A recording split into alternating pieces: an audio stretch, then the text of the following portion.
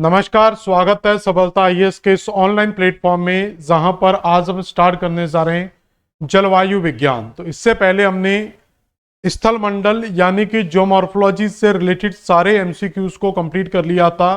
आज हम यहां पर नया शुभारंभ करने जा रहे हैं जलवायु विज्ञान का, जिसमें हम आपको जलवायु विज्ञान से संबंधित जितने भी टॉपिक हैं उन सारे टॉपिक्स की स्टडी करेंगे। जिसमें आज हमारा सबसे पहला टॉपिक होगा वो है हमारा वायुमंडल की संरचना एवं वायुमंडल का संगठन। एक बड़ा क्वेश्चन है, लगभग हम जितने भी आपके एमपी टेट और अदर टेट और यूजीसी नेट असिस्टेंट प्रोफेसर जितने भी प्रीवियस ईयर के क्वेश्चन हैं वो सारे के सारे क्वेश्चन हम इस चैप्टर में कंप्लीट करेंगे। तो सबसे पहले यहां पर वायुमंडल की जो संरचना है, जो स्ट्रक्चर है, उससे टॉपिक से रिलेटेड लगभग यहां पर हम 80 से 100 क्वेश्चन, जो सारे के सारे क्वेश्चन आपके प्रीवियस ईयर के हैं, उन सारे क्वेश्चन को कंप्लीट करेंगे और ये चैप्टर आपका 2 क्लासों के अंदर कंप्लीट हो पाएगा। तो आज की क्लास में हम कुछ क्वेश्चन को कंप्लीट करते हैं। कितने क्वेश्चन आज हम कर पाते हैं तो देखते हैं। तो पहला क्वेश्चन दिया, वायुमंडल के निम्न स्तरों को आरोही क्रम में व्यवस्थित कीजिए। Arrange the lower layer of the atmosphere ascending orders. अब इस क्वेश्चन का महत्व अगर आप देखोगे कितना कितना महत्वपूर्ण क्वेश्चन है ये। यूकेपीएससी लेक्चरर 2020 में पूछा गया, एनवीएस टीजीटी 2019 में पूछा गया है, यूजीसी नेट जो जेआरएफ 2009 में, यूपी पीजीटी 2002 और 2010 में। एक बेसिक क्वेश्चन, इतना सिंपल क्वेश्चन और कई बार एग्जाम में पूछा जा रहा है। कई बार हम इन छोटे छोटे क्वेश्चन को इग्नोर कर देते हैं और ये छोटे छोटे क्वेश्चन हमारे गलत हो जाते हैं। तो हमें बिल्कुल इग्नोर नहीं करना इन चीजों को, बिल्कुल बेसिक से चीजों को समझना होगा। जिसमें पहला क्वेश्चन है, क्षोभ मंडल, समताप मंडल, ओजोन मंडल या मध्य मंडल, फिर मध्य मंडल। तो यहां पर हमें एक चीज देखनी है कि सबसे पहला कौन मिलेगा। तो हमें पूरा नहीं पढ़ना है कि सारा पढ़ते रहो। तो सबसे पहले हमें क्षोभ मंडल मिलता है, फिर समताप मंडल, फिर ओजोन मंडल, फिर मध्य मंडल। तो ए आंसर सबसे ज्यादा बेस्ट हो जाएगा। तो पहला जो हमें याद रखना है वो वायुमंडल की संरचना को याद रखना है कि अगर हम पृथ्वी की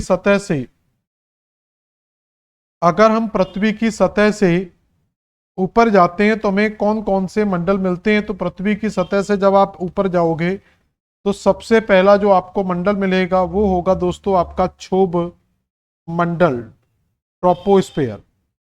क्षोभ मंडल के फिर आप थोड़ा ऊपर जाएंगे, क्षोभ मंडल के बाद जो दूसरा मंडल मिलता है उसको कहते हैं समताप मंडल। ठीक है, और समताप मंडल के बाद जाएंगे तो आपको मिलेगा आयन मंडल, आइनोस्फेयर या आयन मंडल कह सकते हैं। ठीक है, और उसके बाद मिलेगा आपको मीजोस्फेयर। तो इस तरीके से आपका जो सही आंसर ऑप्शन के हिसाब से तो ये आपका आ जाएगा कौन सा, ए आंसर, क्षोभ मंडल, समताप मंडल और ओजोन मंडल। क्लियर हो गया, बड़ा सिंपल क्वेश्चन था। वह वायुमंडलीय परत जो जैव मंडल का एक भाग है क्या कहा जाता है। तो कुल मिला के किस परत को जैव मंडल के नाम से जाना जाता है। तो वायुमंडल की किस परत को जैव मंडल के नाम से जाना जाता है। तो हम जानते हैं कि जितनी भी जैविक क्रियाएं हैं, ये हमारी पृथ्वी की सतह पर होती हैं। तो सारी की सारी जैविक क्रियाएं कहाँ होती हैं, पृथ्वी की सतह से संबंधित हैं। और पृथ्वी की सतह के ऊपर जो पहला मंडल मिलता हमें वो है क्षोभ मंडल। तो इसका मतलब इस पृथ्वी की सतह पर होने वाली जैविक क्रियाओं के साथ जो मंडल रिलेट करता है वो दोस्तों हमारा क्या हो सकता है, क्षोभ मंडल। तो इसका भी आंसर क्या आएगा, क्षोभ मंडल। तो सही आंसर क्या हो जाएगा, क्षोभ मंडल। अगला क्वेश्चन क्या है, कुछ असर्टेशंस दिए हुए, कुछ रीजंस दिए हुए हैं। ए का मतलब यहां से कथन से है और ये कारण हो गया हमारा, वायुमंडल के सत्ताप मंडल को हवाई जहाज उड़ाने के लिए अधिमान्य माना जाता है। समताप परत हमेशा स्थिर होती तथा हवा के ऊर्ध्वाधर प्रवाह के लिए जानी जाती है। तो क्षोभ मंडल के वायुमंडल में सबसे नियर की लेयर कौन सी है, क्षोभ मंडल। तो पृथ्वी की सतह के सबसे नीचे मिलती क्षोभ मंडल, क्षोभ मंडल के ऊपर होता है समताप मंडल। तो जितने भी प्रकार की मौसमी घटनाएं हैं, तो यहां पर याद रखना जितनी भी आपकी मौसमी घटनाएं हैं, पृथ्वी पर होने वाली सारी की सारी मौसमी घटनाएं कहां पर घटित होती हैं? क्षोभ मंडल में घटित होती हैं, जहां पर डिस्टरबेंस क्या होता है? सबसे ज्यादा मिलता है।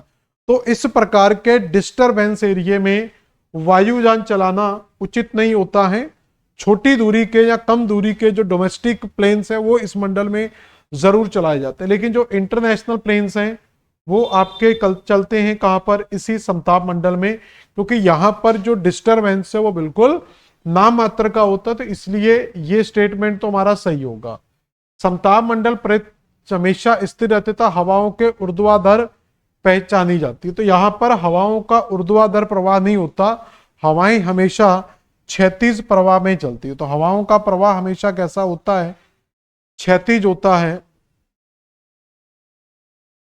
तो इसलिए यहां पर जो आंसर आएगा वर्टिकल नहीं बल्कि क्या होना चाहिए था? हॉरिजॉन्टल मूवमेंट होना चाहिए था। इस हिसाब से ए कथन सही है, जबकि बी कथन क्या है हमारा?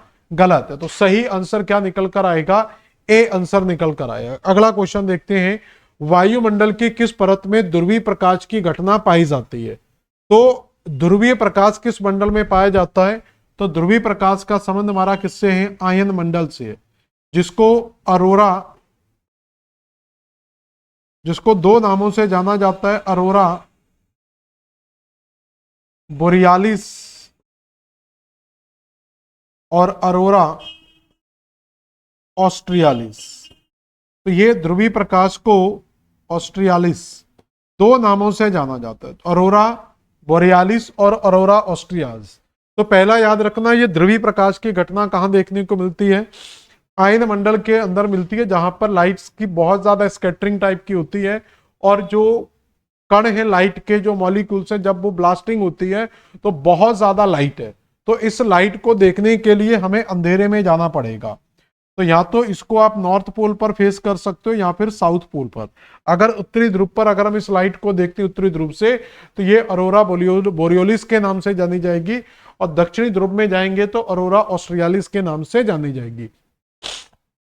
कई बार क्वेश्चन आता है कि सर ध्रुवों पर ही क्यों देखते? भैया दिन में अगर पटाखे चलाओगे, अगर कोई व्यक्ति दिन में पटाखे चलाएगा, दीपावली आने वाली है तो दिन में पटाखे चलाओगे तो उन पटाखों की रोशनी आपको दिखाई नहीं देगी, क्योंकि वो दिन में चले। रॉकेट लॉन्च करोगे, ऊपर छोड़ोगे, तो वो दिन में अगर ब्लास्ट करेगा तो ऊपर जाके जो लाइटनिंग है वो दिन में दिखाई नहीं देगी, क्योंकि ऑलरेडी लाइट बहुत ज्यादा है।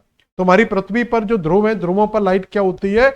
सबसे कम पाई जाती है। तो सबसे कम लाइट होने के कारण वहां से जब हम किसी चीज को देखते हैं तो वो चमकता हुआ क्या हमें दिखाई देता। तो ये अरोरा बोरियालिस और अरोरा ऑस्ट्रियालिस की घटना याद रखेंगे।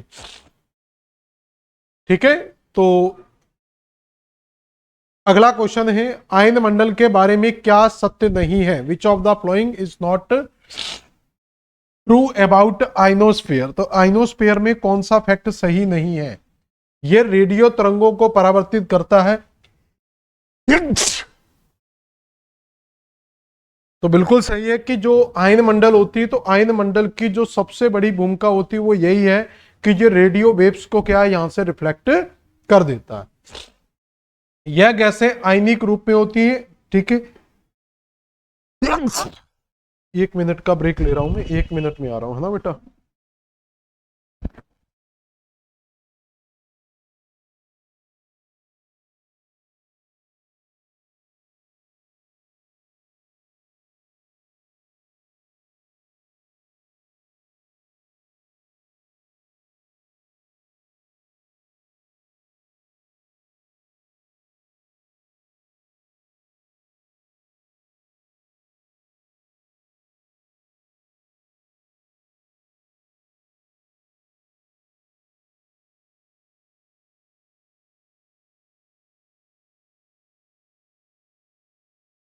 चलो ठीक है, आज थोड़ा सा तबीयत गड़बड़ है, सूर्य से जुकाम वगैरह काफी ज्यादा हो रहा है, इसलिए परेशानी हो रही है।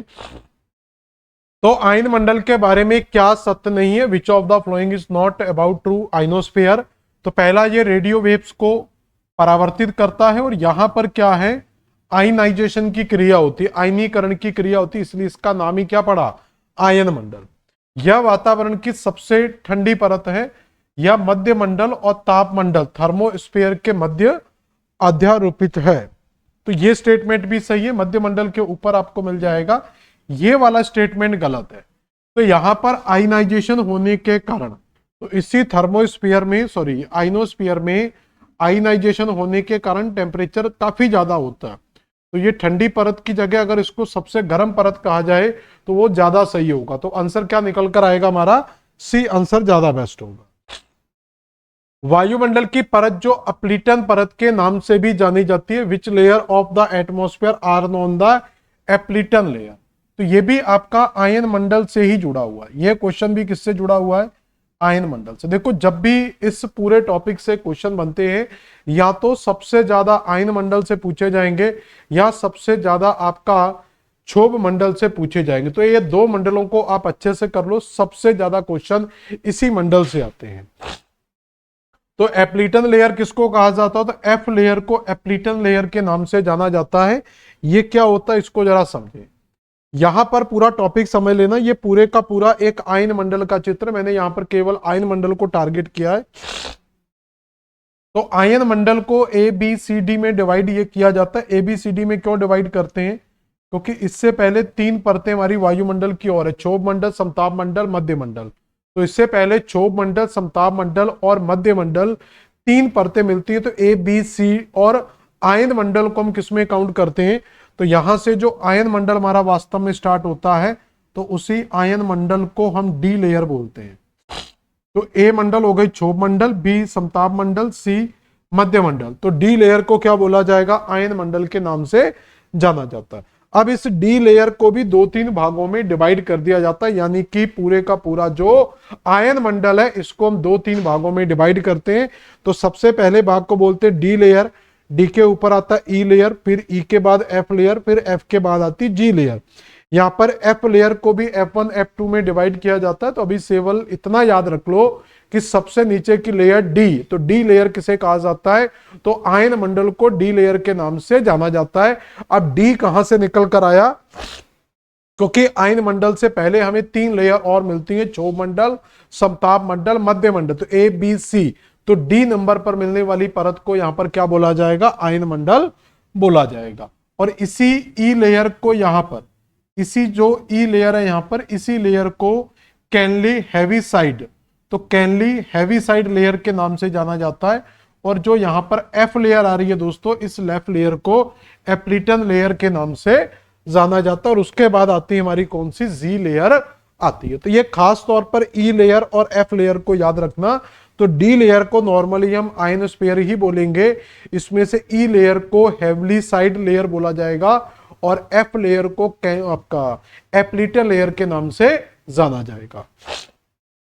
यहां पर एक चीज और समझ लेते हैं कि यहां पर क्या होता है। तो इस लेयर का जो सबसे प्रमुख कारण है, जो सबसे प्रमुख इसकी भूमिका है कि ये जो रेडियो वेव्स हमारी पृथ्वी से जाती हैं, इन रेडियो वेव्स को परावर्तित करने का जो काम है वो किसका होता है, तो ये जो रेडियो तरंगे हैं, इन रेडियो तरंगों को जो रिफ्लेक्ट करके हमारी पृथ्वी पर ये वापस भेजती है, तो वो आयन मंडल की भूमिका। तो याद रखना, अगर ये आयन मंडल की परत ना होती, अगर ये आयन मंडल हमारी वायुमंडल में उपस्थित नहीं होता, तो आज हम जितना भी कम्युनिकेशन कर रहे हैं, जितना भी हम टीवी चैनल, सैटेलाइट वगैरह यूज करते हैं, वो कभी भी पॉसिबल नहीं हो पाता। ये प्रकृति का वरदान है, लेकिन आज हम प्रकृति के साथ छेड़छाड़ भी कर रहे हैं, तो उसके अंजाम भी हमें धीरे धीरे भुगतने पड़ेंगे।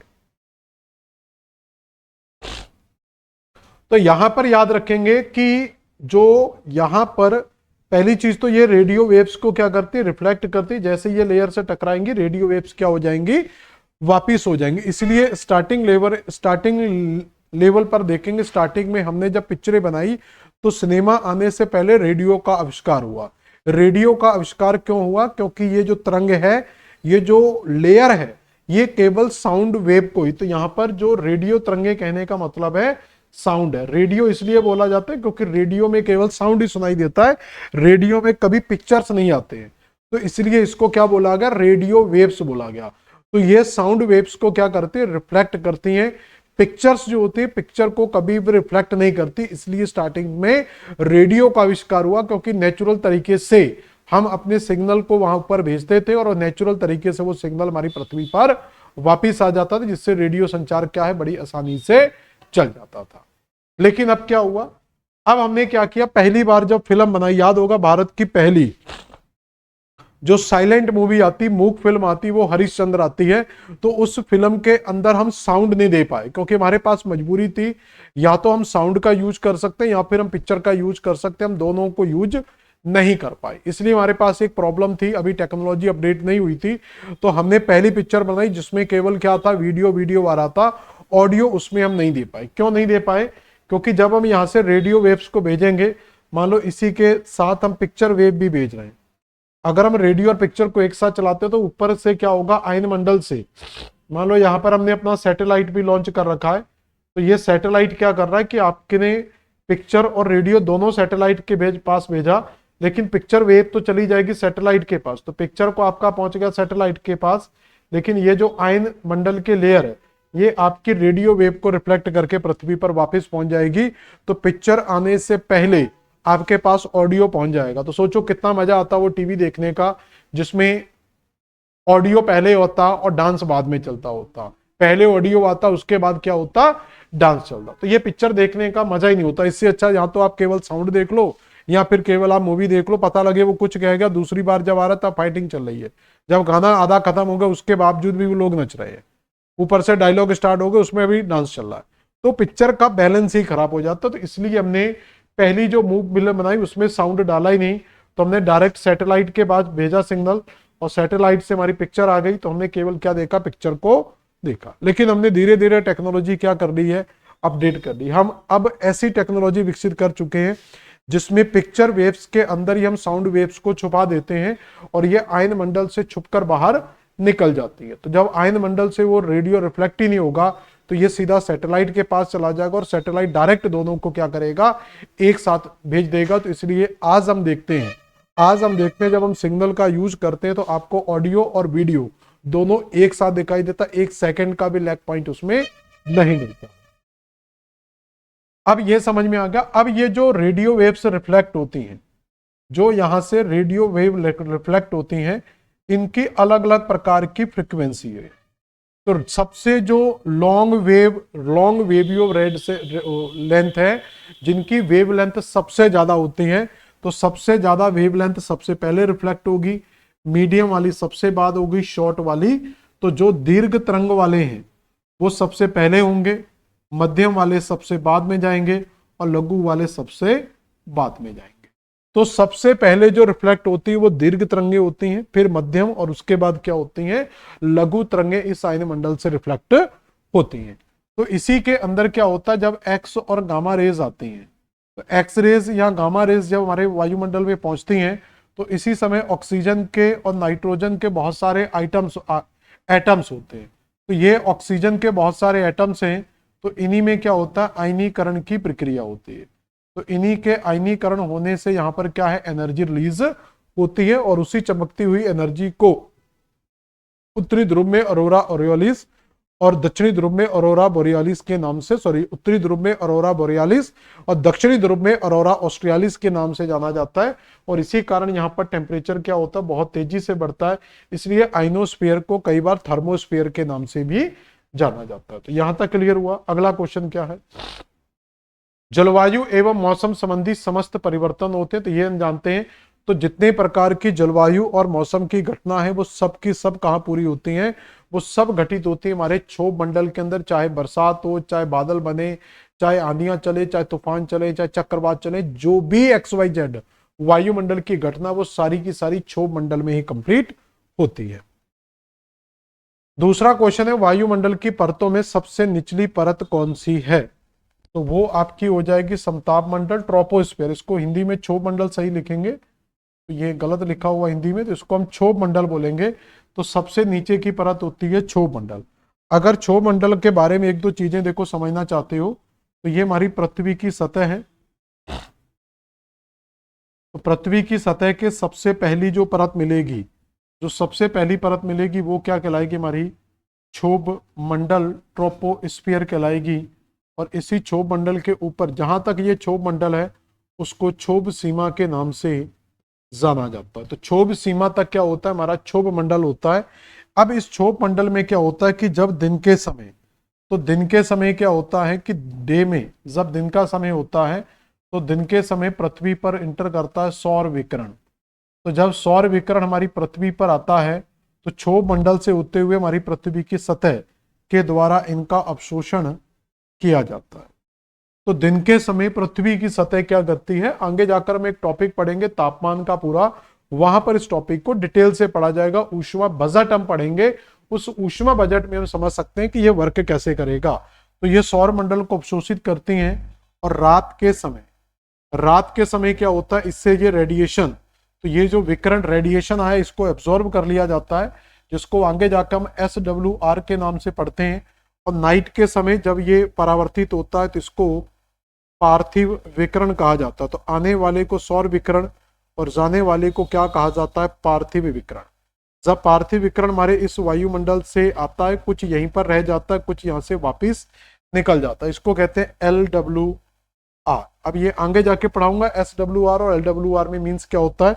इसको शॉर्ट वेव रेडिएशन बोलते हैं, इसको लॉन्ग वेव रेडिएशन बोलते हैं। तो पहली चीज है कि जो क्षोभ मंडल है, इस क्षोभ मंडल का जो घनत्व है वो काफी ज्यादा होता है, क्योंकि ये सबसे नीचे है। तो यहाँ पर जो ग्रेविटी है वो ग्रेविटी भी यहाँ सबसे ज्यादा काम करती है। तो सबसे ज्यादा यहाँ पर गुरुत्वाकर्षण काम करता है। तो वायुमंडल की जो परतें वो सबसे ज्यादा जो गैसों का कंपोजिशन है वो नीचे की परत में ही पाया जाता है। तो सघनता ज्यादा है। और ये LWR जब इस सघनता को क्रॉस करती है तो यहाँ पर ये क्या करती है, टेम्परेचर को इंक्रीज करती है। तो इसी के कारण क्या होता है, हमारे वायुमंडल में तापमान मिलता है। तो क्षोभ मंडल में तापमान का कारण क्या है, सूर्य से आने वाला विकिरण नहीं बल्कि पृथ्वी से निकलने वाला विकिरण, क्योंकि सूर्य से आने वाला विकिरण इतनी हाई फ्रिक्वेंसी के साथ इंटर करता है कि हमारा वायुमंडल उसको अवशोषित नहीं कर पाता। और ये बिना वायुमंडल में थोड़ा बहुत अवशोषित होता है, वो हम ऊष्मा बजट में पढ़ेंगे कि कितना अवशोषित होता है। और हमारी पृथ्वी की सतह पर पहुंचता है और पृथ्वी की सतह उसको अवशोषित करती है। नाइट में जब इसको रिफ्लेक्ट करती है तो वो जो ऊष्मा पृथ्वी से निकले उससे हमारा वायुमंडल गर्म होता है। इसके अलावा यहां से हीट निकलती है। जब ये पृथ्वी की सतह गर्म होती है तो यहां से क्या निकलेगी, हीट भी निकलेगी। तो यहां से क्या निकलेगी, आपकी हीट भी निकलेगी। तो इस हीट से भी क्या होता है कि जो वायुमंडल के आसपास की वायु है, तो हीट निकलने से वायु भी क्या होती है, गर्म हो जाती है। जब वायु गर्म होती है तो उससे संवहनीय तरंगे उठने लगती हैं। तो संवहनीय तरंगे यहाँ पर क्या है, पैदा होते हैं। और इन्हीं संवहनीय तरंगों के कारण जब ये हीट यहाँ से ऊपर की ओर उठती है तो ये नीचे क्या बना देती, लो प्रेशर क्रिएट करती है। और ऊपर जाकर ये क्या करती, जब जलवाष्प अपने साथ अगर ये लेकर जाती है, तो यही कन्वेक्शनल करंट अगर जलवाष्प लेकर जाती है तो यहीं पर बादलों का निर्माण होता है। और फिर इन्हीं बादलों से क्या यहाँ पर वर्षा भी देखने को। तो ये जितने भी प्रकार की घटनाएं हैं ये हमारी क्षोभ सीमा में होती हैं। तो यहाँ पर जो क्षैतिज वायु संचलन है, तो क्षैतिज रूप से जो हवाएं यहाँ पर चलती हैं वो भी इसी मंडल के अंदर ही चलती। तो समस्त प्रकार की मौसमी घटनाएं हमें इसी क्षोभ मंडल के अंदर देखने को मिल जाती। इसलिए वायुयान इसमें वायु चलाना उचित नहीं समझते हैं। Which of the following is not correctly match, Van Allen विकिरण रेखा। तो Van Allen radiation belt, radiation belt कहा जाता है एक्सोस्फीयर को, जो सबसे बाहर वायुमंडल होता है। तो वहां पर क्या होता है, रेडिएशन हमें देखने को मिलते हैं। तो सबसे बाह्य परत को रेडिएशन या वॉल एलन विकिरण रेखा कहते हैं। एप्लेटन परत हम पढ़ चुके हैं कि एप्लेटन परत तो एफ परत को कहा जाता है। ये भी सही है, ये भी सही है, ये दोनों तो सही है। कैनली हेविसाइड और मौसमी घटनाओं की छत, रूप ऑफ द वेदर फेनोमिना। तो जितना भी ये वेदर फेनोमिना है ये सब ट्रोपोपॉस्मी ही होता है। तो तीन स्टेटमेंट हमारे बिल्कुल सही है। ये स्टेटमेंट गलत है क्योंकि कैनली हेविसाइड जो साइड है, तो कैनली हेविसाइड किसको बोला जाता है, ये एफ लेयर को बोला जाता है, डी लेयर को नहीं बोला जाता। तो हमारा सही आंसर क्या निकल कर आएगा, C is a best option and best answer. ठीक है, राजस्थान टीजीटी एसएसटी का क्वेश्चन है। अगला, क्षोभ मंडल में वायु की गति का कारण क्या है। तो क्षोभ मंडल में वायु की गति क्यों होती है, देखो अभी मैं आपको बता चुका था कि जो हमारा सबसे नीचे की परत है उसको कहते हैं क्षोभ मंडल। ठीक है, तो पृथ्वी की सीमा में ये क्या मिलेगा, पूरे का पूरा क्षोभ मंडल मिलेगा। इस क्षोभ मंडल में क्या होता है, जब किसी भी स्थान पर, यहां पर अगर मान लो हाई टेम्परेचर है तो किसी दूसरे स्थान पर हो सकता है थोड़ा सा टेम्परेचर कम रहा हो। हाई टेम्परेचर में क्या होगा, हवा गर्म होकर ऊपर उठती है जिसको संवहनी तरंगे बोलते हैं, कन्वेक्शनल करंट, और ठंडे क्षेत्र में हवा नीचे आती है जिसको कन्वेक्शनल करंट कहा जाता है। अब जब हवा नीचे से ऊपर उठ जाएगी, जब ये एयर यहाँ की नीचे से ऊपर चली जाएगी तो यहाँ का एरिया खाली हो जाएगा, तो यहाँ बन जाएगा लो प्रेशर। और जब ये ऊपर से नीचे आएगी तो यहाँ पर एयर जब नीचे आएगी तो यहाँ क्या क्रिएट करेगी, हाई प्रेशर। और हवा हमेशा हाई प्रेशर से किधर चलती है, लो प्रेशर। तो इस तरीके से हवा हमेशा हाई प्रेशर से उच्च वायु दाब से निम्न वायु दाब की ओर चलती है। तो क्षोभ मंडल में वायु की गति किन कारणों से होती है, तो सोलर विंड के कारण तो नहीं होगी, जबकि संवहनीय तरंगों के कारण होती, कन्वेक्शनल करंट के कारण ही। अगर कन्वेक्शनल करंट ऊपर नीचे नहीं जाएंगी तो प्रेशर क्रिएट नहीं होगा, अगर प्रेशर क्रिएट नहीं हुआ तो कभी भी हवाओं की गति में मोशन नहीं बन पाए, कभी हवा गति नहीं कर पाएगी। आयन मंडल की किस परत से रेडियो की लघु तरंगें परावर्तित होती है। देखो अभी मैंने आपको आयन मंडल पढ़ाया था, तो आयन मंडल में आपको बताया गया था कि जो पूरे का पूरा हमारा मान लो ये आयन मंडल है, इसको 2-3 लेयर में हम डिवाइड कर लेते हैं। तो इस आयन मंडल को हम 2-3 लेयर में डिवाइड करते हैं। सबसे पहले डी लेयर, फिर ई लेयर, फिर एफ लेयर,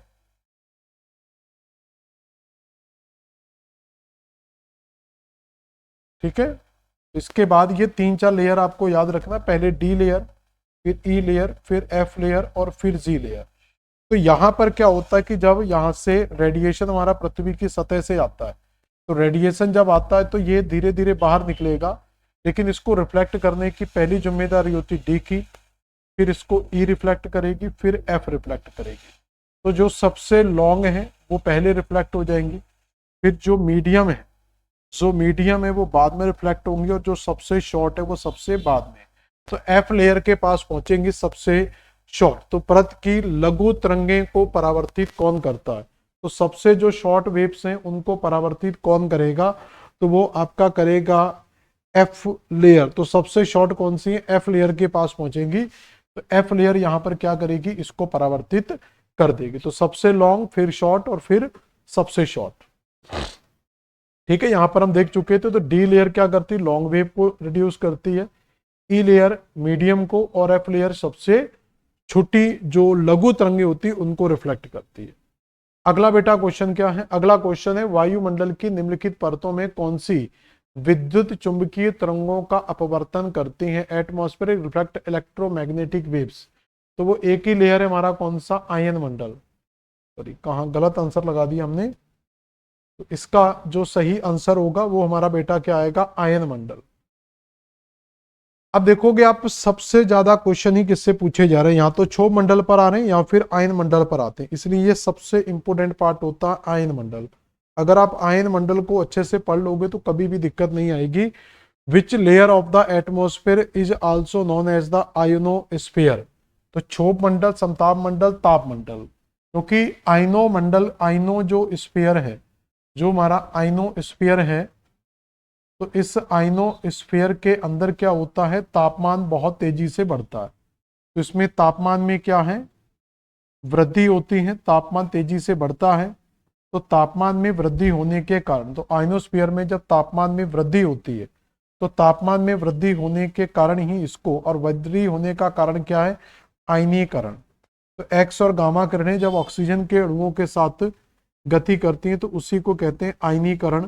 तो इसी आयनीकरण के कारण तापमान में वृद्धि होती है, इसलिए इसको ताप मंडल के नाम से भी जाना जाता है। तो तापमान मंडल के नाम से या ताप मंडल यानी कि थर्मोस्फीयर के नाम से भी जाना जाता है। यहां तक आनी क्लियर हुई। अगला क्वेश्चन क्या है, ठीक है। तो ये आप देखेंगे तो पहला आपका जो आयन मंडल है वो आपको यहां पर मिलेगा, इसको थर्मोस्फीयर भी कहा जाता है, क्योंकि ये थर्मोस्फीयर क्या करता है, एक्स और गामा रेस के साथ मिलकर जब इसमें ऑक्सीजन के अणु मिलते हैं तो ये आपस में क्या है, आयनीकरण करते हैं, जिस कारण से यहाँ पर तापमान में काफी ज्यादा वृद्धि होती है। यहाँ पर देखेंगे कि जो क्षोभ मंडल है वो 8 किलोमीटर और 16 किलोमीटर लिखा हुआ। तो जो 16 किलोमीटर की दूरी है वो भूमध्य रेखा पर होती है। तो क्षोभ मंडल की जो अधिकतम ऊंचाई है वो भूमध्य रेखा पर, और जो न्यूनतम ऊंचाई है वो न्यूनतम ऊंचाई कहां पर होती है? ध्रुवों पर होती है। तो भूमध्य रेखा पर अधिकतम और ध्रुवों पर क्या होता है? न्यूनतम ऊंचाई होती है, क्योंकि क्षोभ मंडल एक क्या है? वायुमंडल की लेयर ही तो है। तो हमारी भूमि, अब देखो क्यों होता है ऐसा, इसको भी समझ लो लगे हाथ। ऐसा क्यों होता है कि ये, अगर मान लो कि हम ये पृथ्वी को इस तरीके से बनाएं और इस पृथ्वी पर हम ये समझें कि जो हमारा, ये मान लो इधर ध्रुवों वाली साइड हो गई और ये हमारा सेंटर में विषुवत रेखा हो गई, तो विषुवत रेखा पर टेम्परेचर हमेशा क्या होगा? ज्यादा होगा। तो विषुवत रेखा पर टेम्परेचर हमेशा क्या होगा? ज्यादा होगा। तो यहां पर जो लेयर बनेगी हमारे वायुमंडल की, वो क्या हो जाएगी? थोड़ी ऊंची हो जाएगी। तो इस तरीके का हमारा वायुमंडल बनेगा। तो यहां पर ऊंचा क्यों उठ रही हैं गैसें? तो हवाएं ऊपर क्यों उठ रही हैं? क्योंकि यहां पर टेम्परेचर ज्यादा है। टेम्परेचर ज्यादा होगा तो जो वायु है, जो गैसें हैं, वो गर्म रहेंगी, गर्म होकर हल्की होंगी, तो हल्की होकर क्या हो जाएंगी? ऊपर उठ जाएंगी। तो इसलिए भूमध्य रेखा पर जो क्षोभ सीमा है उसकी ऊंचाई ज्यादा हो जाती है, और ध्रुवों पर ये क्या होती है? हवाएं ठंडी होती हैं। तो ठंडी होने के कारण नीचे आ जाएंगी, तो यहाँ पर ऊंचाई क्या हो जाएगी? कम हो जाएगी। तो ये ऊंचाई आपकी एवरेज 8 किलोमीटर होती है और ये एवरेज आपकी 16 किलोमीटर होती है। समझ में आ गया? तो विषुवत रेखा पर, जैसे हम पृथ्वी पर ऐसे बना सकते हो, तो इसके चारों ओर का जो वायुमंडल रहेगा, ये विषुवत रेखा का एरिया, ये ध्रुवों का है। तो ध्रुवों के पास में वायुमंडल काफी नजदीक रहेगा, भूमध्य रेखा पर वायुमंडल क्या है? काफी ऊंचा रहेगा। समझ में आ गया? और दूसरा हम पढ़ चुके हैं कि समस्त प्रकार की जो मौसमी घटनाएं वो क्षोभ मंडल के अंदर ही होती है। और एक टेम्परेचर का कॉन्सेप्ट यहां पर मैं आपको बताऊंगा, वो लाइफ लाइन याद रखना, हमेशा लाइफ टाइम आपको काम करेगा। तो पहला क्षोभ मंडल, क्षोभ मंडल की सीमा कितनी होगी? 8 से 16 किलोमीटर। फिर आपका क्षोभ मंडल के बाद समताप मंडल यानी कि स्ट्रेटोस्फीयर आएगा। स्ट्रेटोस्फीयर के अंदर ही हमें लगभग 30 से 50 किलोमीटर के बीच में, तो ये 50 किलोमीटर की ऊंचाई तक हमें स्ट्रेटोस्फीयर मिलेगा, यानी कि स्ट्रेटोपोस मिलेगा। तो इस स्ट्रेटोस्फीयर, क्षोभ मंडल समताप मंडल में ही हमें क्या मिलती है? एक ओजोन लेयर की लेयर मिलती। फिर मध्य मंडल आएगा, ये 80 किलोमीटर तक रहेगा, और आयन मंडल आपका 4000 किलोमीटर तक और 1000 किलोमीटर तक मेनली हमारा वायुमंडल रहेगा। उसके बाद अंतरिक्ष स्टार्ट हो जाता है। तो 1000 किलोमीटर तक हमारा गुरुत्वाकर्षण काम करेगा। उसके बाद क्या स्टार्ट हो जाएगा? अंतरिक्ष स्टार्ट हो जाएगा, सेलेस्टियल एरिया स्टार्ट हो जाएगा। अब एक चीज आपको हमेशा याद रखनी है, देखो एक चीज हमेशा याद रखना कि पृथ्वी की सतह से अगर हम देखें, ये हमारी पृथ्वी की सतह है। अगर पृथ्वी की सतह से जाएंगे तो पृथ्वी की सतह से ऊपर जाने पर, पृथ्वी की सतह से अगर हम कितना भी ऊपर जाते हैं तो तापमान में हमेशा क्या होगी? कमी आएगी। तो पृथ्वी की सतह से ऊपर जाने पर हमेशा तापमान में क्या होती है?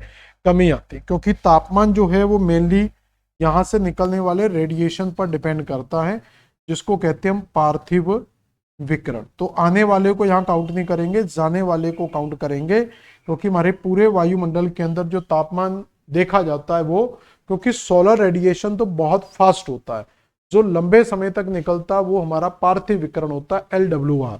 तो इसी LWR के कारण क्या हो रहा है? हमारा वायुमंडल धीरे धीरे गर्म होगा और ये जो विकिरण है ये धीरे धीरे ऊपर जाएगा।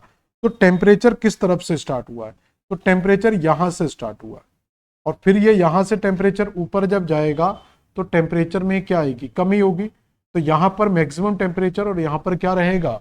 मिनिमम टेम्परेचर रहेगा। जैसे आप सर्दी में अलाव तापते हैं, आग जलाते हैं, गैस हीटर जो भी है, तो जितना उसके पास रहेंगे आग के, उतना ज्यादा आपको गर्मी महसूस होगी। जितना हाथ उससे दूर करते जाएंगे हमें गर्मी कम महसूस होगी। तो इसी तरीके से मान लो कि जो पृथ्वी की सतह है, जो दिन के समय क्या करती है? पृथ्वी की सतह दिन के समय क्या करती है? ड्यूरिंग डे टाइम यहां से SWR को अवशोषित कर लेती है, सोलर रेडिएशन को अवशोषित करती है, जिस कारण ये पृथ्वी की सतह गर्म होती है। नाइट में रेडिएशन निकलता है, तो इसलिए रेडिएशन पृथ्वी के सतह से निकल रहा है। ऊपर की ओर जाने पर तापमान में क्या होती है? कमी आती है। तो ये इसी को सामान्य ताप ह्रास दर कहा जाता है। इसी के लिए एक शब्द यूज किया जाता है जिसको हम क्या बोलते हैं? सामान्य ताप। ये हम अगला टॉपिक जो पढ़ेंगे आगे जाकर टेम्परेचर का, उसमें हम आपको डिटेल से पढ़ाएंगे। ठीक है, एडियाबैटिक रेट्स क्या होती हैं, नॉर्मल लैप्स रेट क्या होती है, एडियाबैटिक चेंजेस क्या होता है। तो सामान्य ताप ह्रास दर का मतलब होता है जब पृथ्वी की सतह से ऊपर जाने पर तापमान में कमी आती है, तो उस स्थिति को नॉर्मल लैप्स रेट यानी कि सामान्य ताप ह्रास दर के नाम से जाना जाता है। नॉर्मल लैप्स रेट के नाम से जाना जाता है। इसके बाद क्वेश्चन देखें क्या है। हाँ, ये जो लेयर था मैं इसको पूरा एक बार क्लियर करवा दूं आपको। तो यहां से क्या हो रहा है, सतह से नीचे जाने पर, तो ओवरऑल याद रखना कि अगर हम ओवरऑल नीचे से ऊपर जाते हैं तो यहां पर ओवरऑल में क्या हो रहा है, तापमान में कमी होगी। तो ओवरऑल याद रखना, तापमान में क्या आएगी, कमी आएगी। तो सतह से ऊपर जाने पर ओवरऑल तापमान में कमी आती है। तो ये हमारी सतह है, सतह से ऊपर जाएंगे तो ओवरऑल क्या होगी, तापमान में कमी आएगी। तो ट्रोपोस्फीयर, स्ट्रेटोस्फीयर, ओजोन लेयर तक क्या होगा, तापमान कम होगा। तो यहां पर देखो टेम्परेचर कम है, तो यहां से तो क्षोभ मंडल में जो टेम्परेचर रहा होगा, मान के चलो कि यहां पर हम 50 डिग्री टेम्परेचर को लेकर चल रहे हैं, तो इसके बाद टेम्परेचर क्या होगा, यहां से ऊपर जाने पर और ज्यादा कम होगा। तो यहां पर जो टेम्परेचर है उसके बाद टेम्परेचर क्या होगा, थोड़ा कम होगा।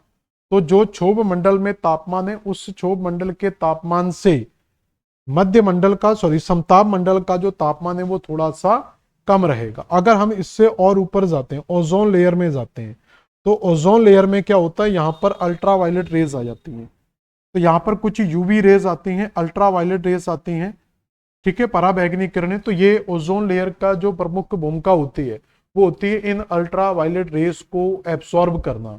तो जब किसी हीट को आप एब्सॉर्ब करेंगे, किसी अल्ट्रावायलेट रेस को एब्सॉर्ब करेंगे, तो एब्सॉर्ब करने के कारण वहां पर क्या होगा, तापमान में अपने आप ही वृद्धि हो जाएगी। तो जब आप हीट को एब्सॉर्ब करते हैं तो टेम्परेचर क्या होता है, बढ़ जाता है। तो यहां पर अल्ट्रावायलेट रेस को जब अवशोषित किया जाता है, तो जब ये अल्ट्रावायलेट रेस को एब्सॉर्ब करेंगी तो यहां पर टेम्परेचर क्या हो जाएगा, बढ़ जाएगा। नॉर्मली ऊपर जाने पर टेम्परेचर में क्या हो रही थी, कमी। तो क्षोभ मंडल में ऊपर जाने पर कमी आती है, लेकिन अल्ट्रावायलेट रेस के कारण इस समताप मंडल के अंदर, तो ये पूरे का पूरा समताप मंडल है, तो इसी समताप मंडल के अंदर हमें ओजोन लेयर मिलती है। तो ये इसी का पार्ट है, याद रखना। तो इसी समताप मंडल में अगर आपसे पूछा जाए कि सतह से ऊपर जाने पर तापमान में कमी आती है, तो समताप मंडल में तापमान में वृद्धि क्यों होती है, तो समताप मंडल के तापमान में वृद्धि होने का जो कारण है वो है ओजोन लेयर में अवशोषित होने वाली पराबैंगनी अल्ट्रावायलेट रेस। इसके बाद टेम्परेचर यहां बढ़ा, यहां पर टेम्परेचर कम हो रहा था, यहां पर टेम्परेचर बढ़ने की जगह क्या हो गया, कम ज्यादा हो गया। अब यहां पर फिर टेम्परेचर क्या होना चाहिए, कम होना चाहिए। तो अगली लेयर में जाकर टेम्परेचर फिर कम होना चाहिए। तो वास्तव में जो जितना यहां पर टेम्परेचर है, मान लो यहां पर 50 था, यहां पर 60 डिग्री हो गया, यहां पर टेम्परेचर फिर डाउन होगा तो 40 डिग्री आपका टेम्परेचर पहुंच जाएगा। तो इस लेयर में तापमान क्या हो रहा है, कम हो रहा है। फिर जब हम आयन मंडल में जाएंगे तो ये कॉन्सेप्ट देखो बिल्कुल मैच खा रहा है। तो ये कॉन्सेप्ट बिल्कुल मैच खा रहा है हमारे कॉन्सेप्ट के साथ कि सतह के ऊपर जाने पर तापमान में कमी आती है। ये डिग्रियां मैं सब अंदाजे से लिख रहा हूं, ऑथेंटिक मत मान लेना इनको। फिर आगे जाने पर टेम्परेचर में फिर क्या होनी चाहिए, कमी आनी चाहिए। लेकिन यहां पर क्या होता है कि जब हम आयन मंडल में जाते हैं तो इस आयन मंडल के अंदर, तो ये समताप मंडल के ऊपर मध्य मंडल हो गया, इस आयन मंडल के अंदर जाते हैं तो आयन मंडल के अंदर एक्स गामा रेस और कार्बन डाइऑक्साइड और ऑक्सीजन के अणुओं का जब आयनाइजेशन होता है, तो आयनाइजेशन होने के कारण, आयनीकरण होने के कारण यहां पर टेम्परेचर क्या होता है, फिर से इंक्रीज हो जाएगा। इसलिए इसको तापमंडल के नाम से भी जाना जाता है, थर्मोस्फीयर के नाम से भी जाना जा रहा है। तो यहां पर टेम्परेचर में फिर से क्या हो जाएगी, वृद्धि हो जाएगी। तो आप देखेंगे यहां पर जो कॉन्सेप्ट है वो फिर से चेंज हो चुका है। यहां पर कॉन्सेप्ट देखेंगे तो टेम्परेचर कम हो रहा है, टेम्परेचर बढ़ रहा है, तो ये कॉन्सेप्ट गलत है। ये वाला कॉन्सेप्ट बिल्कुल अभी तक सही काम कर रहा है, ये कॉन्सेप्ट फिर से चेंज हो गया। तो ऊपर जाने पर टेम्परेचर तो लगातार कम होना चाहिए, लेकिन बीच बीच में टेम्परेचर फिर कम होगा। इसके बाद यहां पर जाएंगे तो यहां पर टेम्परेचर कम होगा और यहां पर फिर से टेम्परेचर क्या हो जाएगा, कम। फिर टेम्परेचर कम होता हुआ चला जाता है। तो इसका मतलब है कि अगर हम केवल आयन मंडल तक स्टडी करें, सबसे ज्यादा आयन मंडल तक स्टडी की जाती है, तो क्षोभ मंडल, समताप मंडल, मध्य मंडल, आयन मंडल। तो बताओ इन सारे मंडलों में सबसे ज्यादा तापमान कहाँ मिल रहा है, तो यहाँ पर थर्मोस्फीयर में टेम्परेचर क्या है, सबसे ज्यादा हमें देखने को मिलता है।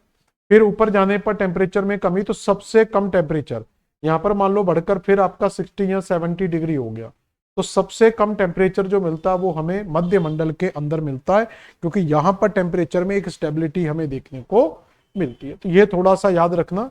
इसमें ये जो नीचे की लेयर है तीनों, मतलब आयन मंडल तक जो लेयर है इसको हम होमोस्फेयर के नाम से, और आयन मंडल से ऊपर की जो है उसको हेट्रो नाम से, यानी कि इसको विषम मंडल के नाम से और इसको सम मंडल के नाम से जाना जाता है। अगला क्वेश्चन क्या है, वायुमंडल में ओजोन गैस की अधिकतम मात्रा पाई जाती है। तो वायुमंडल के किस मंडल में ओजोन सबसे ज्यादा पाई जाती है, तो वो आपकी, तो देखो मैंने अभी बताया कि सबसे नीचे का जो मंडल है, तो सबसे नीचे क्या मिलेगा, क्षोभ मंडल। क्षोभ मंडल के ऊपर समताप मंडल, तो ये पहला हो गया क्षोभ। और क्षोभ के बाद क्या मिलता है, समताप मंडल। इसी समताप मंडल के अंदर एक लेयर पाई जाती है यहाँ पर, इसी लेयर को क्या बोलते हैं, ओजोन लेयर के नाम से जाना जाता है। तो ये समताप मंडल के अंदर हमें देखने को मिल जाएगी। तो बेटा हमारा आंसर क्या निकल कर आएगा, बी बॉम्बे निकल कर आएगा। अगला क्वेश्चन है, ऊंचाई के साथ साथ वायुमंडल में निम्नलिखित परतों का सही क्रम क्या है। तो ये गैसों के आधार पर वायुमंडल की परतें दी गई हैं। तो देखो अगर हम वायुमंडल में जाएंगे पृथ्वी की सतह से, अगर हम पृथ्वी की सतह से ऊपर वायुमंडल में भी जाते हैं, तो सबसे नीचे जो पाया जाता है क्षोभ मंडल, समताप मंडल, आयन मंडल, वायुमंडल। तो यहाँ पर जो गैसें भी हैं, तो याद रखना जो गैसें सबसे भारी हैं वो नीचे रहेंगी। तो इसका मतलब सबसे ज्यादा जो पाई जाती है वो आपकी नाइट्रोजन पाई जाती है। तो सबसे ज्यादा पाई जाने वाली गैस कौन सी, नाइट्रोजन। तो इसका मतलब सबसे ज्यादा जो डेंसिटी होगी वो किस गैस की होगी, नाइट्रोजन गैस की डेंसिटी सबसे ज्यादा होगी। तो पृथ्वी की सबसे निचली परत में जो गैस पाई जाएगी वो नाइट्रोजन गैस पाई जाएगी। तो यहां पर पहला आंसर हमारा 4 से स्टार्ट होगा, तो ये दो आंसर तो हम नहीं लगाएंगे। इसके बाद क्या आता है, इसके बाद आता है हमारा ऑक्सीजन। तो ये ऑक्सीजन लेयर आपको फिर मिलेगी, तो इसका मतलब 2 आएगा, तो 4 के बाद 2 ये आ जाएगा, तो ये 1 होना चाहिए यहाँ पर लास्ट में बचा हुआ। तो 4 2 उसके बाद आ जाएगा, देखो 4 2 से हमारा ऑप्शन आ जाता है, तो 4 2 3 1, तो 4 2 3 1। तो सबसे पहले नाइट्रोजन आएगा, नाइट्रोजन के बाद आपका ऑक्सीजन, फिर हीलियम, फिर आपका हाइड्रोजन। तो इस तरीके से आपको गैसों के आधार पर भी आप इसका आंसर दे सकते हैं। ठीक है, ये कंपोजिशन ऑफ गैसेस है जिसमें वायुमंडल में 78% पर नाइट्रोजन पाई जाती है, बाकी 21% पर ऑक्सीजन है, 1% में बहुत सारी गैसें पाई जाती हैं। तो सबसे बड़ा परसेंटेज नाइट्रोजन का, उसके बाद ऑक्सीजन, फिर तीसरे नंबर पर ऑर्गन, चौथे नंबर पर कार्बन डाइऑक्साइड, पांचवें नंबर पर नियॉन, फिर हीलियम, फिर मीथॉन, फिर क्रिप्टॉन। ऑक्सीजन देखो जो ओजोन है O3 है वो 0.0003, ये बहुत कम मात्रा में पाई जाती है, लेकिन इसकी भूमिका जो है वो काफी ज्यादा महत्वपूर्ण होती है। तो ये कुछ गैसों का स्क्रीनशॉट ले लेना, इनको तैयार कर लेना। इसके बाद दिया the ozone layer is the atmosphere is found an altitude of. तो यहां पर मध्य जो मंडल में उपस्थित ओजोन परत की ऊंचाई कितनी है। तो अभी हम पढ़ चुके थे, एक डायग्राम के अंदर हमने पढ़ा था ये पूरे का पूरा, कि जो हमारा ये लेयर रहेगी, तो जो ये वाली जो लेयर है ये हमारी 50 किलोमीटर तक होती है। तो इस 50 से लगभग 20 से 30 किलोमीटर से भी स्टार्ट करोगे, तो 20-30 किलोमीटर से 50 किलोमीटर के बीच में जाओगे। वैसे तो ये 8 किलोमीटर से स्टार्ट होना चाहिए, यहाँ पर 16 किलोमीटर से, लेकिन ये थोड़ी सी ऊपर वाले भाग में रहती है, मतलब 50 के नीचे ही आपको ये लेयर मिल जाएगी। तो इस हिसाब से जो आपकी होनी चाहिए, तो 50 से नीचे जाएगी, तो 15 से 50 किलोमीटर के बीच में ये मिलनी चाहिए। मतलब इसको पूरे का पूरा आपका समताप मंडल को काउंट कर लिया गया। तो यहाँ पर पूरे का पूरा समताप मंडल दे दिया गया, तो समताप मंडल के ऊपरी भाग में ही हमें क्या मिल जाती है, तो 60 किलोमीटर मैक्सिमम दी हुई है, वैसे 50 किलोमीटर होती है। 80 किलोमीटर हम जा नहीं सकते, 10 से 15 रह नहीं सकते, तो 50 के लगभग का जो आंसर वो हमारा आ जाएगा। तो 15 से 60 या 50 किलोमीटर के बीच में ये लेयर आपको मिल जाएगी, ओजोन लेयर। देखो सबसे ज्यादा क्वेश्चन ओजोन पर ही आ रहे हैं, बार बार ओजोन पर आ रहे हैं। वायुमंडल की कौन सी परत पृथ्वी के महासागरों की सतह के संपर्क में होती है। तो महासागरों के नीचे तो सबसे पहली लेयर होगी जिसको क्या कहा जाता है, क्षोभ मंडल। तुम्हारी पृथ्वी की सतह या वायुमंडल हो या जल मंडल हो या हमारा स्थल मंडल, उसके कांटेक्ट में आने वाली पहली लेयर कौन सी होती है, क्षोभ मंडल। एमपी असिस्टेंट प्रोफेसर 2018 का क्वेश्चन है। ये आरपीएससी असिस्टेंट प्रोफेसर 2020 का क्वेश्चन है। ओजोन क्षरण का प्रमुख कारण क्या है।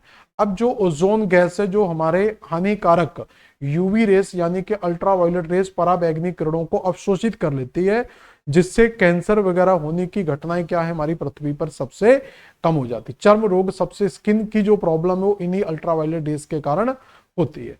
ये ओजोन लेयर की सबसे बड़ी भूमिका है कि ये ओजोन लेयर हमारी गैसों को क्या है, इनको सॉरी अल्ट्रावायलेट रेस को कंट्रोल करती है। लेकिन होता क्या है कि हमारी जो पृथ्वी की सतह है,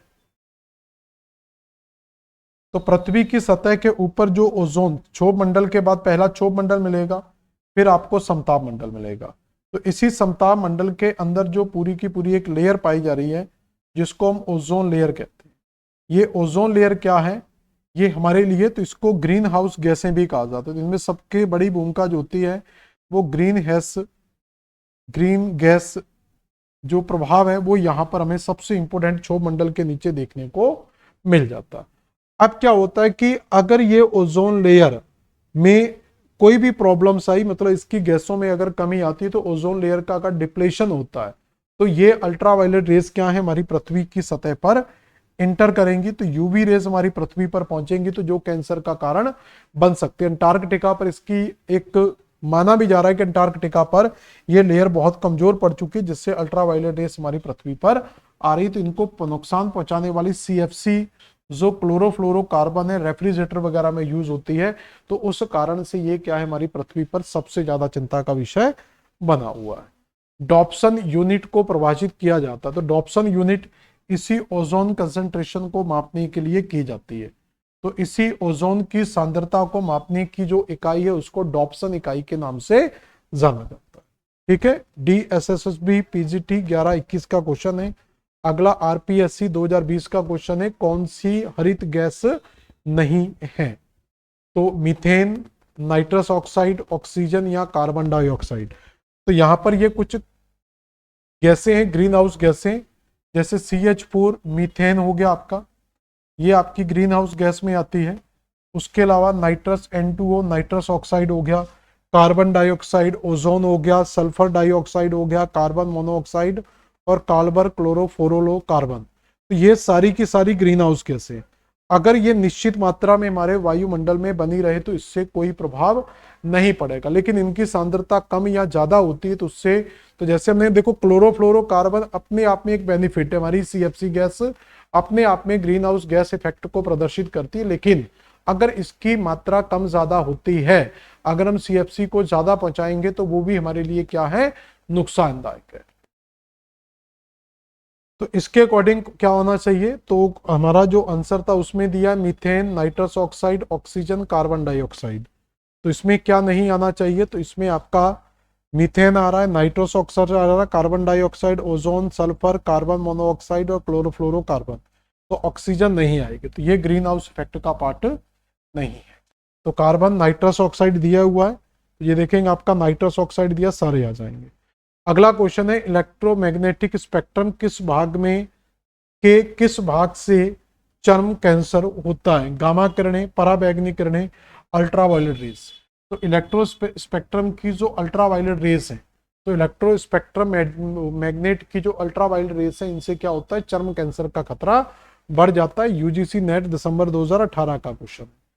अगला क्वेश्चन है, KVS PGT 2018, पृथ्वी के वायुमंडल के ऊपरी भाग पर औसत सौर ऊर्जा की प्राप्ति कैलोरी प्रति वर्ग सेंटीमीटर प्रति मिनट है। The average amount of solar energy receive at the top of the earth atmosphere is. तो ये आता है 1.94। तो इसका आंसर क्या लगा लेना, 1 ये डाटा है, आपको याद रखना पड़ेगा, तो 1.94 इसका आंसर आप याद रख सकते हैं।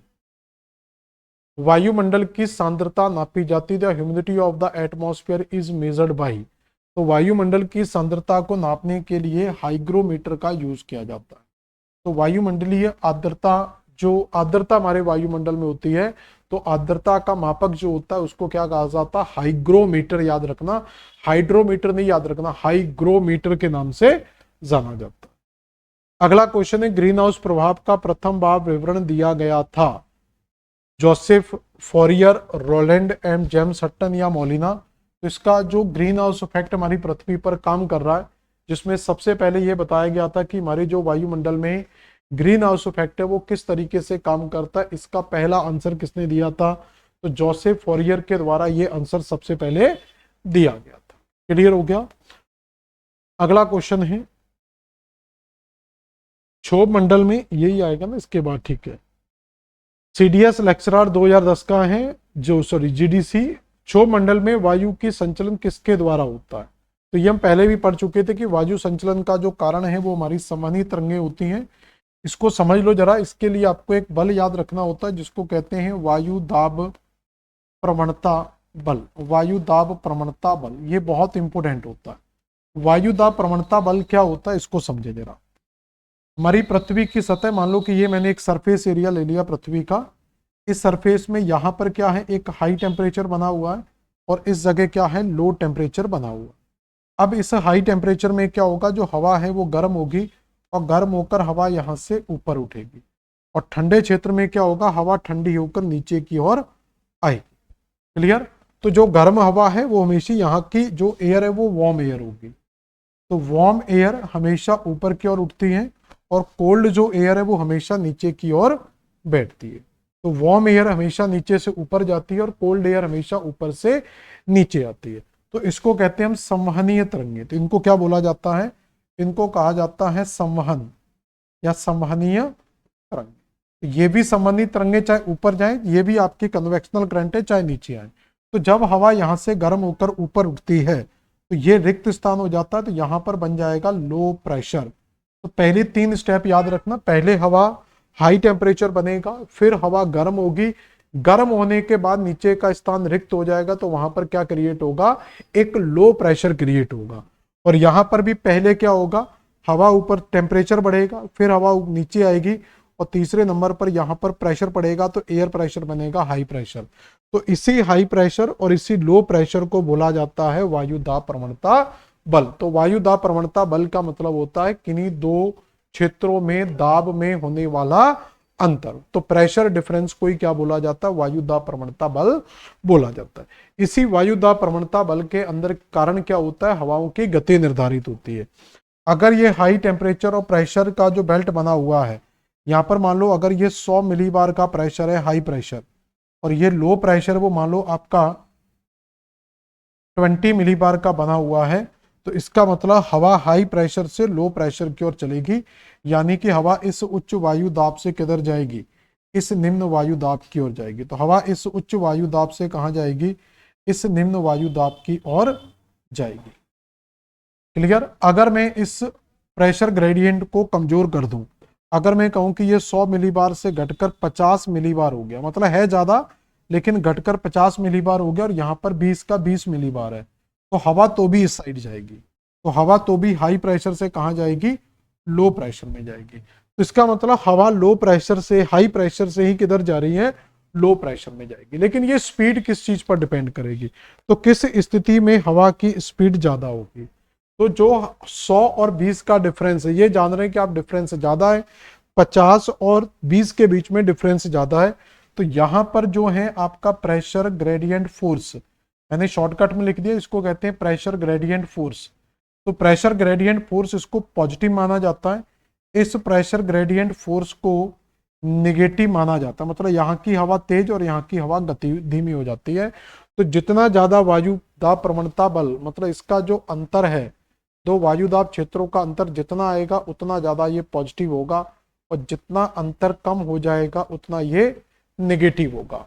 तो इसका मतलब हवा उच्च वायु दाब से निम्न वायु दाब की ओर चलती है, तो इसका समवहनी तरंगों के कारण बनने वाला प्रेशर ग्रेडियंट फोर्स होता है। अगला क्वेश्चन है, वायुमंडल में निम्नलिखित में से कौन सी गैस सूर्य के विकिरण और पृथ्वी की सतह से ऊष्मा को अवशोषित करती है? तो सोलर विकिरण और पृथ्वी के रेडिएशन को कौन अवशोषित करता है? तो एब्जॉर्बेशन का मेन कारण किसका होता है, कार्बन डाइऑक्साइड।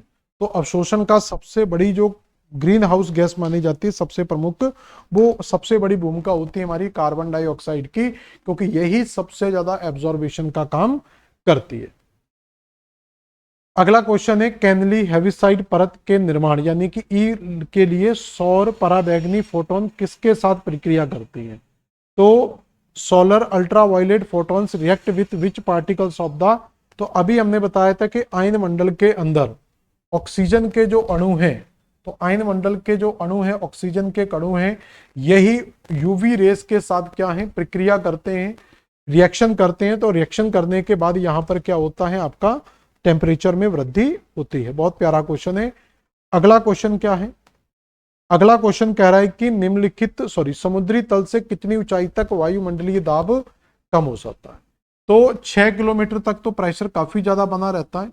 इसके ऊपर जाने पर प्रेशर क्या होता है? धीरे धीरे कम होने लगता है। तो 6 किलोमीटर के बाद एटमॉस्फेरिक प्रेशर क्या होता है? कम होना स्टार्ट हो जाता है। 2015 का क्वेश्चन है। यह है यूपी टीजीटी 2009 का क्वेश्चन। निम्नलिखित ग्रीन हाउस गैसों में किस एक का उत्सर्जन पूर्णतः मानवोद्भवी है?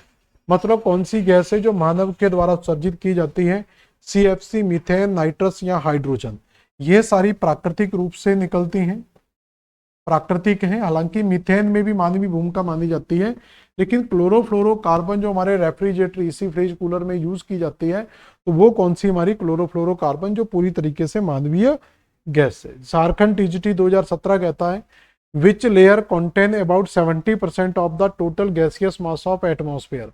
तो सबसे ज्यादा जो डेंसिटी या ग्रेविटी होती है वो हमारी किसके पास होती है? क्षोभ मंडल के पास होती है। तो गैसों का आयतन भी सबके ज्यादा किसके पास होगा? स्वाभाविक है, किसके पास होगा? क्षोभ मंडल के पास होगा। अगला क्वेश्चन है वायुमंडल की किस परत में उल्काएं जलती हैं?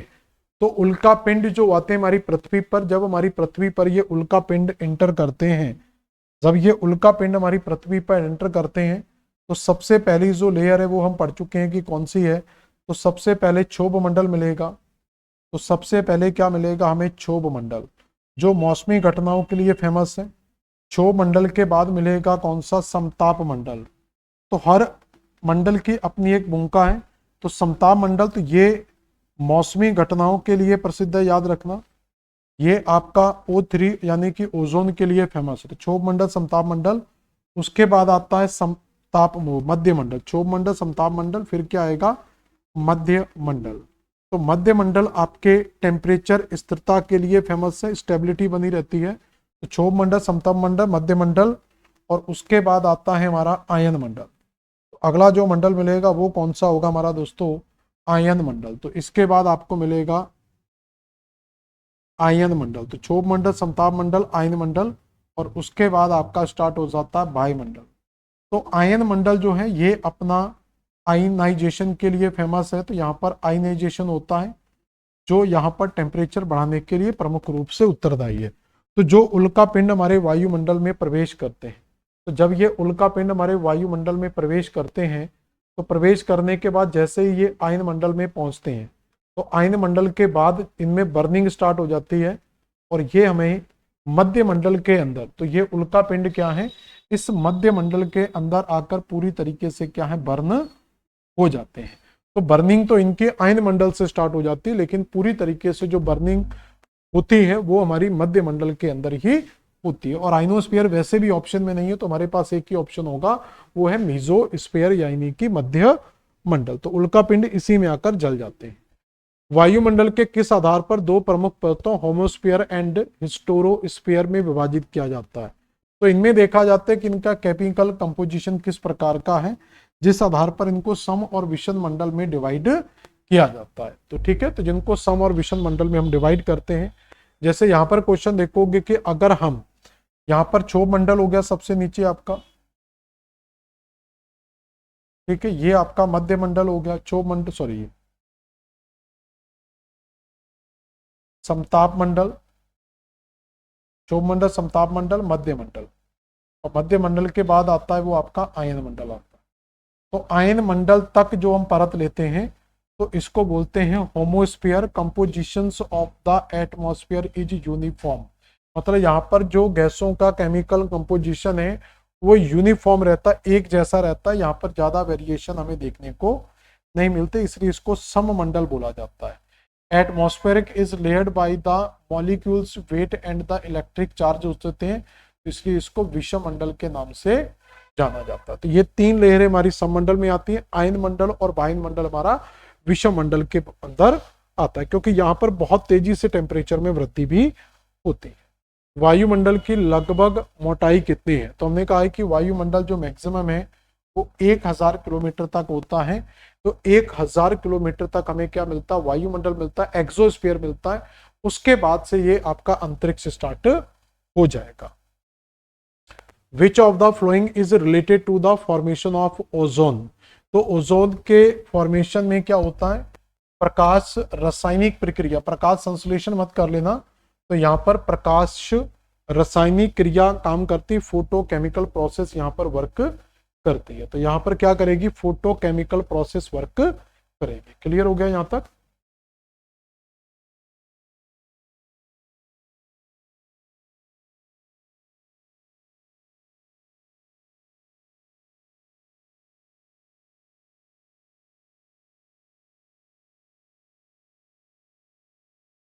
ठीक है, तो फोटोकेमिकल प्रोसेस आंसर हो गया। इसके बाद है ध्रुवों की और ट्रोपोपोस की ऊंचाई।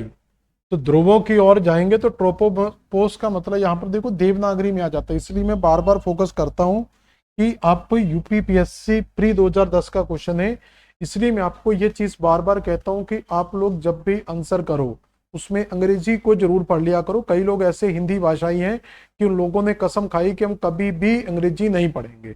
अंग्रेजी पढ़ लिया करो, जब ऐसे क्वेश्चन आते हैं ना तो तब दिक्कत आती है। तो ये क्षोभ सीमा से मतलब है क्षोभ मंडल की, ट्रोपोस्फीयर की सीमा क्या कहलाती है, ट्रोपोपोस।